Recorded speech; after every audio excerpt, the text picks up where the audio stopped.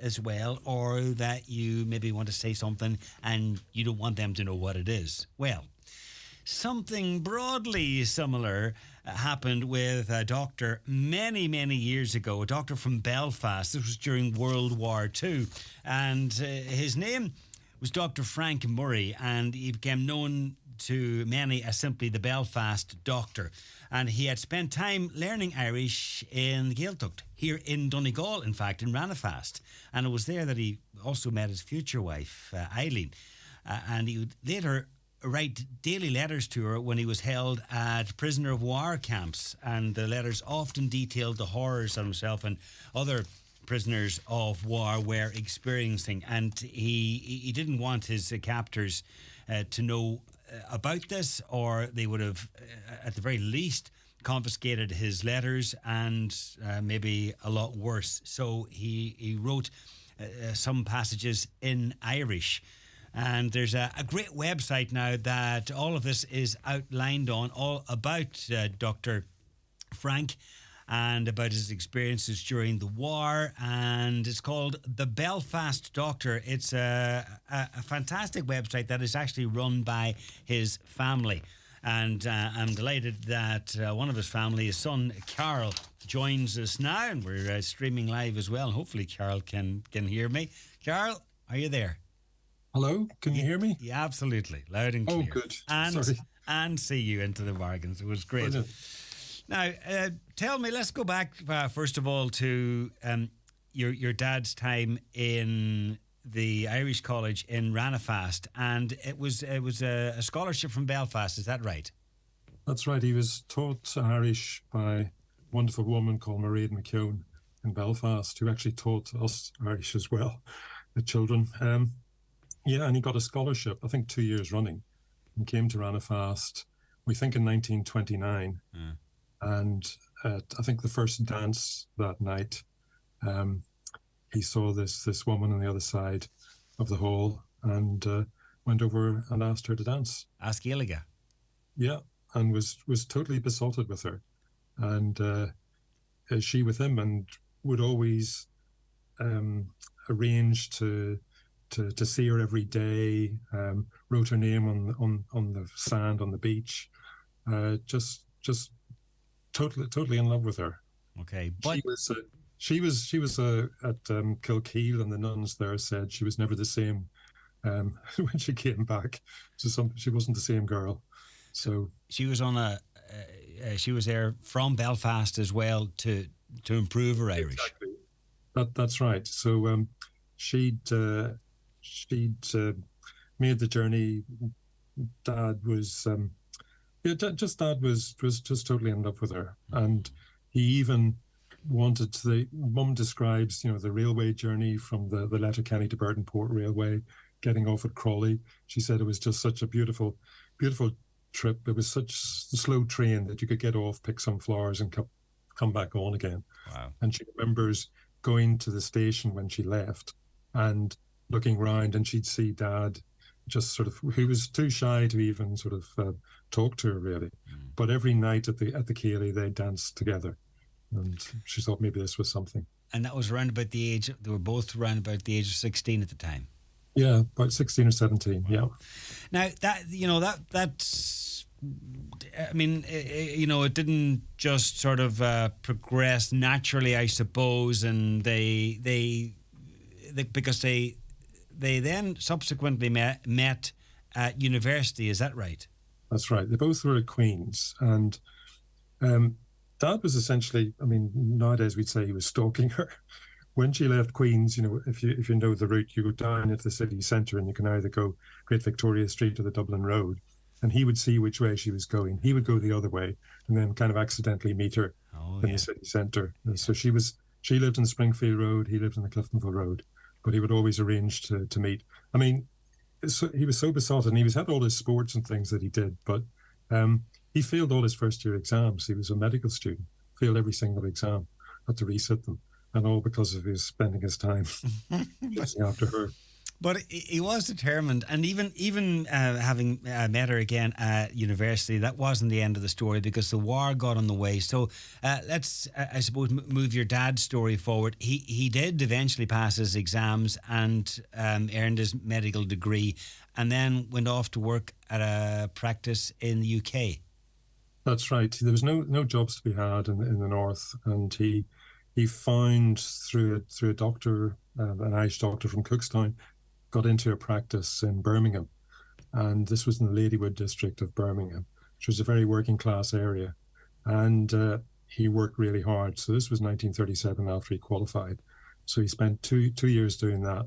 He had no transportation. He had a bicycle. He used to go out on, do deliveries, delivering babies at night. And if doctor had any difficulties, just get Frank to go and deal with the patients. And so this is what he did. But he loved it. He loved the kind of free and easy atmosphere, and he loved working with the poor people as well. Just loved it. He was a nationalist, but that didn't stop him from signing up to defend freedom against the Nazi threat, and it was near the start of the war, wasn't it? That's right. One of his patients was a refugee from Austria, who was a theologian. And he was actually the sort of religious advisor to Dollfuss, who was the Austrian chancellor, who was subsequently assassinated by Hitler. And he really admired this man, and he said, for that man, I would fight all the Nazis in the world. And so when war broke out, he actually tried to volunteer for the regular army. He wanted to do his bit.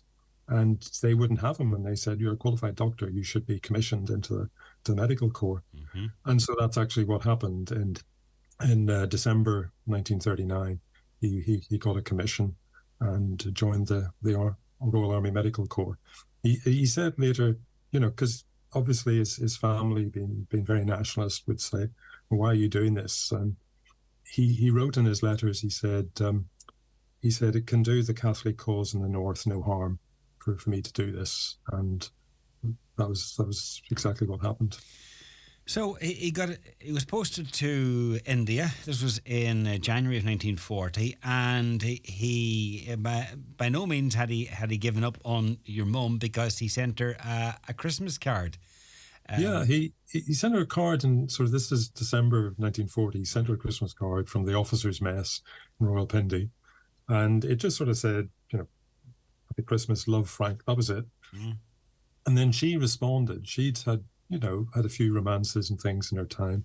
And I think she was realizing there was nobody quite like Frank. And there was a man who absolutely adored her.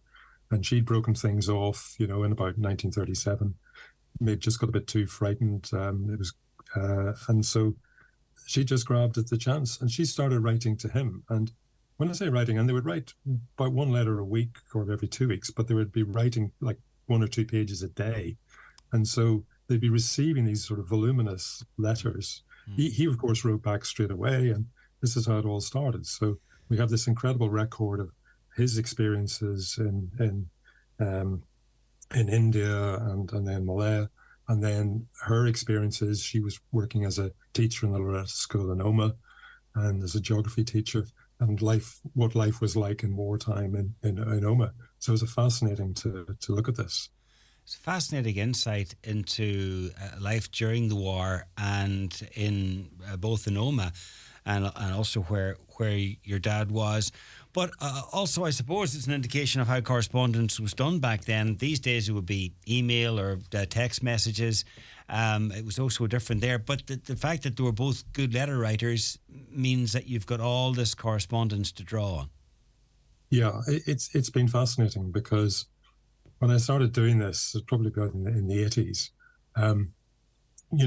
and then the internet came along. Every time I would see a name, I would kind of Google it and find out, as much as I could about those people. Mm. And it's been absolutely fascinating, discovering people who, were in the camp with my father, who worked with him in India or Malaya. It's been absolutely amazing. Well, tell us a little bit about life in the camp, because he had a number of transfers after India and was fortunate enough to be in Singapore when it fell to the Japanese. That was in February of 1942, and that changed everything. Yeah, he sort of had this feeling. He said, I know I'm going to survive this. So there were tens of thousands of prisoners were captured by the Japanese after the surrender. So he was in Changi camp until, I think it was May 1943, so over a year. And as a doctor, he'd be attached to various units. So to give you an idea, he was actually going blind because the rice, and of course they had rice every day, the rice that the Japanese were feeding the prisoners was polished rice. So the nutrition that was in the husk of the rice had been removed. And so he was actually, because of the vitamin deficiency, he was going blind. He had two fountain pens. One he was using to write all his letters, and the other he bartered for a jar of Marmite. And then the vitamins in the Marmite actually saved his eyesight. And the prisoners used to joke about it because they had shows and things, and they had a program, and they had an advert. They said, "Go and see Dr. Murray. He'd love to see you." there was this sort of humor. Yeah. It was brilliant because his religion meant a lot to him. He actually, would go to 3 masses a day if he could. He helped construct a little church for the Catholic prisoners there. He even provided a crucifix on one occasion. It was his faith, and then obviously his love for Eileen, who was engaged to be married to him by this stage, that kept him going. Yeah, because she'd accepted his proposal, or they agreed to be married sometime before that, and there would have been letters over and back. But then when he went into the prisoner of war camps, the letters stopped because it just wasn't possible to send letters. But he kept the correspondence going in the form of a diary. That's right. So every single day of his captivity, he wrote, even if it was only a couple of lines, he would write in the form of letters. And he said that was part of the reason for doing that was if they were ever discovered, because if the Japanese discovered diaries, that could be used in possible war crimes trials and so on, they would confiscate them and punish the prisoners. So he writing it as sort of letters, he was hopeful that if it was discovered, this is just sort of correspondence. But he did that every day for 3.5 years. And he had over 220, I think, pages. And he wrote in different paper, whatever he could get his hands on. And at one stage he wrote, he said, "The war has to end soon because I'm running out of paper." So it was that bad. But every single day. And then when he was liberated, he actually sent her everything at once. But by that stage, he'd been transferred to Japan. So he sent all, whatever it was, 228 to your mum at the end of the war before he ever got home. That's right. And even then, he kept things secret. He didn't want to disturb her too much about the actual conditions in the camp. And he was, he knew obviously what was going on, but he didn't really want to upset her too much. He was very conscious of that. But in order to let your mother know what was happening and what they knew, because they had a contraband radio, so they knew things like D-Day and when Hitler was killed, or when he died or whatever. So they knew that, but let your mum know that they knew that. He had to put some of the passages in Irish, and then he figured that if his captors ever came across them, they wouldn't know, they wouldn't understand it. That's right. He used both sort of Gaelic script and then actual translation into Irish. Used both techniques. So the letters themselves weren't in Irish, but anytime he was trying to hide something, the chances of any of the Japanese knowing Irish were pretty remote. I'd imagine so. Yeah. And so it was essentially a code for the particularly kind of sensitive material revolving about what was going on in the war, because the Japanese just assumed the prisoners didn't know. And we're talking about sort of from 1944 onwards. Yeah. And whereabouts was he held in captivity? Well, he was transported to Japan in May 1943 and was in the northern island of Hokkaido, which is very cold in winter. And in fact, apart from the sort of mental scars, the only physical scar he had was his thumb. He had a frostbitten thumb, and as children we looked at it and it kind of it was a sort of gnarled-looking thumb. But that was just because the intense cold in the wintertime. It was just intense. And also, of course, he was observing every day the way that the prisoners are treated. Yeah. And he was not only the medical officer by that stage. By the end of the war, he was the officer commanding. We're talking about 350 POWs in these camps. And so he was responsible for them. Yeah, and he had a vital role as well, because he could, he could determine whether they were fit enough to go off and do work off a day, and in some cases would have saved lives by making sure they had an extra day in the sick bay. Absolutely, he and Sense had a power of life or death, but he is also, he knew that if he basically kept the prisoners back, the Japanese would punish him, would punish what medical facilities they had, which was almost non-existent, and would punish the prisoners as well. So he had to obviously let enough men go out to work and keep enough the really sick cases behind in the camp. Those were difficult decisions. I mean, I should say, everybody knows the story about the railway and the Burma-Siam Railway and those prisoners that were worked to death. The work was hard for these POWs in Japan. They were working in a steel mill and foundry and so on, or mines. So the conditions in that sense were better, and they didn't have to deal with cholera. But Dad, as a doctor, this was heartbreaking for him to see these POWs that he was responsible for, that he were denied the basic medical treatments that they needed. At the end, there was in the region of 350 prisoners there, and tell us about what they did for him as a gesture. Was it just before they were liberated, or just after? Well, after the actual liberation and the defeat of Japan, it was several weeks before the Americans and the Allies transported him out of the Hokkaido camp and then took them to Japan and the Philippines. And one day he was actually in a different camp and then brought back to the camp he'd been in most of the time, and all his POWs. They produced this beautiful sort of like an illuminated scroll, a sort of testimonial. And they had the sort of stars and stripes and the Union Jack, because there were some Americans in the camp as well, on the outside, but then shamrocks all the way around the outside as well. And it was basically their heartfelt thanks to him and his indomitable spirit and how his attitude had kept them alive. And there was basically a thank you to him on their behalf, which he said was the proudest day of his life to see that. Now, he didn't.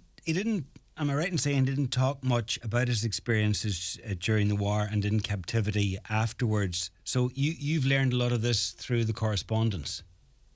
That's right. I mean, we ended up from about the 1950s onwards as a family. We used to go to Donegal, and he'd let slip a few things when we were on holiday. It was just like take off the month of July, and occasionally he would give us a little glimpse. But none of the kind of really shocking stuff. He would just tell us a little story here and there.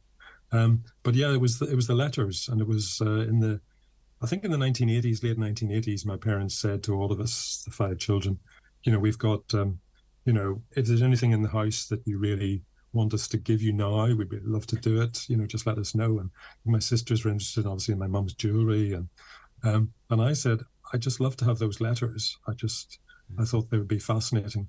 And Dad said, that's fine. And I think he was happy that somebody was taking an interest. And so that's where I learned a lot more than I ever knew before about what they'd gone through. Dad's experiences and Mum's too. Well, it's great that you did get the letters, and that they've been put to such good use, and that you're keeping his memory alive, and in the way that you're doing it, because it's a fantastic website. And there's letters up there and other details of the war and the camps, and a lot of photographs as well. And just remind people of the address, the website address. It's called the belfastdoctor.info. And you can find information there. My brother's written a book about his recollections, his pilgrimage to Singapore and Japan. And there's information about, there's a documentary that came out on TG Cahir and on BBC Northern Ireland that people can still see. Yeah. It's on their iPlayers.